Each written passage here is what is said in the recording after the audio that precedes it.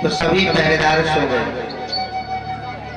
वासुदेव देवकी के जो हथकड़ी पड़ी थी वो खुल गई, और जो ही वासुदेव सूप में रखते लाला को और चले हैं कहा? गोकुल। जैसे ही आगे बढ़े तो मेघों ने सोचा अरे भगवान निकल करके जा रहे हैं, दर्शन कर लें। तो नन्ही नन्ही बूंद पड़नी शुरू हो गई। जब बूंद पड़नी शुरू हो गई तो भगवान जहां रहते हैं क्षीर सागर में शेषनाग पर, तो शेषनाग ने सोचा मेरे कान्हा जी पर, मेरे ठाकुर जी पर बूंद पड़ रही है, तो 1000 फन ला करके ऊपर से उनकी रक्षा की शेषनाग जी। और जैसे ही नंद बाबा वासुदेव जी आगे के लिए चले तो यमुना मैया कौन है? कान्हा जी की पत्नी। यमुना जी ने सोचा पति देव आ रहे हैं, इससे अच्छा मौका नहीं है, दर्शन कर लो। अब वो पैर छूने आ रही थी यमुना जी, बार बार ऊपर चढ़े, धीरे धीरे जल कंठ तक आ गया वासुदेव के। वासुदेव ने सोचा कभी लाला को लेकर डूब न जाऊं। यमुना मैया बार बार उफान मार रही थी। भगवान छोटे से कन्हैया जी ने देखा इशारों से, अच्छा मेरे दर्शन करने आ रही हो? तो भगवान कन्हैया ने सूप में से अपने पैर नीचे लटका दिए, लो पैर छुओ और चली जाओ। पैर छू करके, पैरों को स्पर्श करके यमुना मैया वासुदेव के घुटने तक आ गए। और अब परीक्षित महाराज पूछ रहे हैं सुखदेव जी से कि प्रभु मुझे ये बताओ, बरसात होने की क्या आवश्यकता थी, वर्षा होने की क्या आवश्यकता थी? मेघ तो वहीं से दर्शन कर लेते। तो सुखदेव जवाब देते हैं कि सुनो परीक्षक, कान्हा जी जब हुए थे तो वासुदेव नहीं चाहते थे कि कोई गोकुल में देखे। गोकुल एक गांव है, वासुदेव नहीं चाहते थे कि गोकुल में कन्हैया को कोई देखे। और कन्हैया जी इस बात को जानते थे कि अगर मुझे देख लिया तो हल्ला कर जाएगा। मेरा जन्म दुष्टों का शिकार करने के लिए हुआ, दुष्टों को मारने के लिए हुआ। इसलिए भगवान ने अपनी योग माया से, देखिए ज्यादातर व्यक्ति, भगवान का जब जन्म हुआ तो भादों का महीना था। भादों के महीने में ज्यादातर गांव के व्यक्ति खाट बिछा बिछा करके बाहर सोते हैं, बारिश होते हैं ना ज्यादातर। तो भगवान ने सोचा कि बाहर जब वासुदेव मेरे पिताजी जाएंगे तो लोग देखेंगे, अरे लाला लेके आ रहे हैं वासुदेव। इसलिए भगवान ने अपनी योग माया से मेघों से कहा कि तुम नन्ही नन्ही बूंद पृथ्वी पर टपकाओ, जिससे कि जितने भी गांव वाले हैं ना कम से कम अपनी खटिया तो अंदर कर लेंगे, कमरा में तो प्रवेश हो जाएंगे, मुझे देखेंगे तो ना। ऐसा ऐसा भगवान करते हैं, भगवान की यही लीला है। आज वासुदेव नंद बाबा के यहाँ लेकर के पहुंचे और यशोदा की बगल में सुला करके भगवान कन्हैया को, यशोदा की पुत्री का जन्म हुआ था, उस पुत्री को लेकर के आए। और जैसे ही पुत्री वो कंस को दी, कंस ने उस पुत्री को देखा और कहा, अरे हंसने लगा कंस और कहा कि मैंने तो सुना था कि व्यक्ति झूठ बोलते हैं। चलो व्यक्ति झूठ बोले तो बोले, ये भगवान कब से झूठ बोलने लगे भाई, ये देवता लोग कब से झूठ बोलने लगे। द्वारपाल बोले, पहरेदार बोले, महाराज क्या हुआ? अरे मुझे आकाशवाणी हुई थी, देवकी की कोख से 8वां पुत्र होगा। ये तो पुत्री है, अब इसका क्या करूं?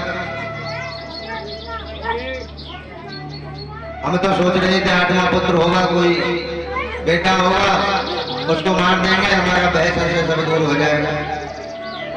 ये देवता लोग, भगवान लोग भी झूठ बोलने लगे। अब यूं ही कंस ने उस कन्या को हाथ में लिया और जैसे ही घुमाया, ऊपर इस तरह से घुमा रहे थे तो घूमते घूमते वो कन्या अष्टभुजी रूप में प्रकट होकर के आकाश में चली गई। बोले अष्टभुजी मैया की। और सभी का रूप धारण करके कहती है कि हे गाय, अरे मूर्ख तो मुझे क्या मारेगा, तो मुझे मारने चला था। अरे तू मुझे मारने चला था, लेकिन तुझे मारने वाला तो पैदा हो चुका है। अब कंस ने सोचा पैदा हो चुका है, अरे चल ये तो बात ठीक है, पैदा हो चुका है, अब मुझे जल्दी से ये और बता कहाँ पैदा हो चुका। तो मैया ने कहा मूर्ख ये थोड़ी बता दूंगी कहाँ हो गया, क्योंकि तू अभी भेज के राक्षसों को मेरे लाला को मरवा दे।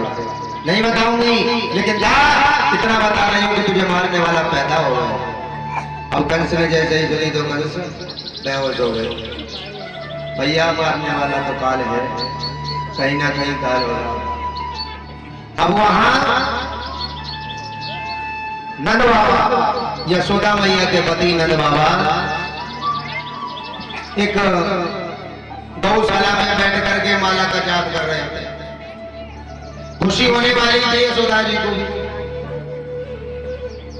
अब नंद बाबा को ये पता नहीं थी कि क्या हुआ, लल्ला हुआ है लल्ली हुई है। गांधियों से कह रहे अरे सुनो, जब कोई कुछ खुशी है जाए तो कम से कम वो जाएगा बता दियो, मैं इतने जाप कर रहा हूँ भगवान। अब जैसे ही ये बात नंद बाबा की दो बहन है नंदा और सुनंदा, वो मन मन में सोच रही कि अगर लल्ला हुआ ना भाभी के तो नौलख का हार तो कम से कम लूंगी। अपनी अपनी खुशी मनाते हैं सभी। नंद भी सोचते हैं भाभी के लल्ला हो जाए तो अच्छी खासी दक्षिणा लूंगी भैया से, मन में सोच रही है। अब जैसे ही नंदा सुनंदा यशोदा के कमरा में गई तो यशोदा तो बेहोश थी, यशोदा को क्या पता। अब जैसे ही उन्होंने देखा कि लल्ला हो गया, अब जैसे ही लल्ला का नाम सुना तो तुम काटती चली आ रही है, शोर मचाती चली आ रही है गया है गया है गया। अब कह रही है कहाँ है गया, ऐसे ना बताऊंगी कहाँ है गया, पहले ये खुशी जाके भैया को सुनाऊंगी, भैया से दक्षिणा लूंगी जब बताऊंगी कहाँ है गया। अब दौड़ी दौड़ी सभी आई अभी बताते थे, हमें भी बताते सुनंदा क्या है गया, कुछ ना है। दौड़ी दौड़ी गई और नंद बाबा गौशाला में पाठ कर रहे थे, माला का जाप। बोली भैया कान में जाकर के दे रही भैया। बोले अरे नंद बाबा बोले कि बड़ी कोई खुशखबरी लेके आई होगी, लल्ला हुआ है लल्ली हुई कुछ तो होगा। बोले भैया एक बात बताओ, तुम मुझे दक्षिणा में क्या दोगे? बोले दक्षिणा में, अरे मुझे खुशखबरी तो बता के ना, खुशखबरी बाद में बताओ, कि पहले मुझे बताओ दक्षिणा में क्या दोगे? अब नंद बाबा देख रहे थे नंदा सुनंदा की तरफ। देखिए कभी कभी व्यक्ति का चेहरा भी बता देता है कि ये खुशी का समाचार है या दुख का समाचार है। चेहरा बता देता है ना, अगर हमारा चेहरा खिल रहा है हंस रहा है तो समझेंगे कि कुछ ना कुछ खुशी का समाचार है। नंदा सुनंदा मन मन में मुस्कुरा रहे हैं। बोली भैया पहले वादा करो दक्षिणा में क्या दोगे? बोले दक्षिणा में, अब नंद बाबा ने अपनी झोली में हाथ घेरा, तिजोरी की चाबी दे दी, गले सोना चांदी हीरे जवाहरात सब दे रहे हैं। नंदा सुनंदा तुम आपस में बांट लियो, नौलख का हार चलेगी। अब जैसे नौलख का हार का नाम लिया, नंदा सुनंदा ने कष्ट समझ गए नंद बाबा कि जब नौलख का हार मांग रही है तो जरूर कुछ ना कुछ खुशखबरी है। जल्दी बता जल्दी बता। बोले पहले नौलख का हार दो। तो नंद बाबा ने चाबी नंदा सुनंदा को दे दी कि लो आज से खजाने की मालिकनी तू हो गई। अरे अब तो बता दे जल्दी, मेरे पेट में तो लड्डू फूट रहे हैं, मैं बता तो दे कहा भया हुआ है। हम शोर मचाती हुई वहां से लगे कह रहे बाबा लल्ला है गया लल्ला है गया लल्ला है। लीला महोत्सव। आज नंद बाबा बड़े खुश हुए कि लल्ला हो गए। देखिए आज इतनी खुशी है नंद बाबा को।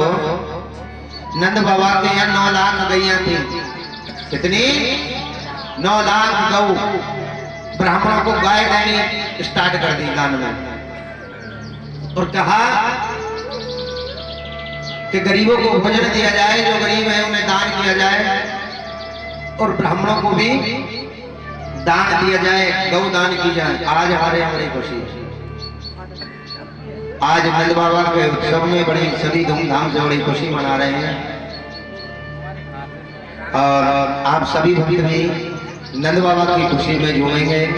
और देखिए बड़ा उत्सव किस प्रकार से, जब बच्चे का जन्म होता है ना तो सभी खुशी मनाने आते हैं, और वो भी आते हैं तीसरे नंबर वाले बधाई लेने के लिए।